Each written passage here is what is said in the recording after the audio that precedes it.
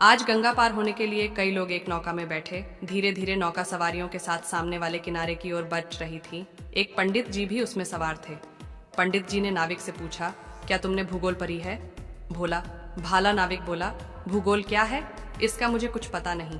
पंडित जी ने पंडिताई का प्रदर्शन करते कहा, तुम्हारी पाव भर जिंदगी पानी में गई।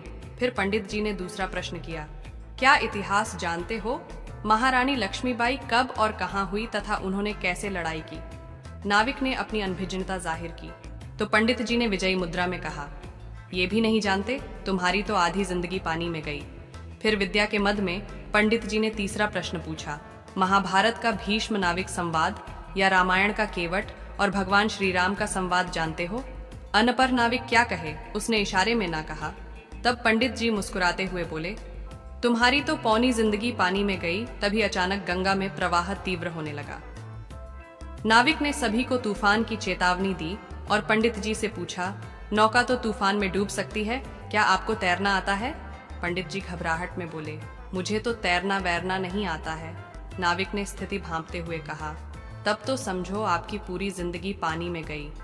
कुछ ही देर में नौका पलट गई और पंडित जी बह गए। मित्रों, विद्या वाद विवाद के लिए नहीं है और ना ही दूसरों को नीचा दिखाने के लिए है, लेकिन कभी कभी ज्ञान के अभिमान में कुछ लोग इस बात को भूल जाते हैं और दूसरों का अपमान कर बैठते हैं।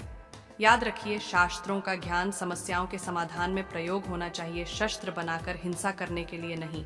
कहा भी गया है, जो पेड़ फलों से लदा होता है उसकी डालियां झुक जाती हैं।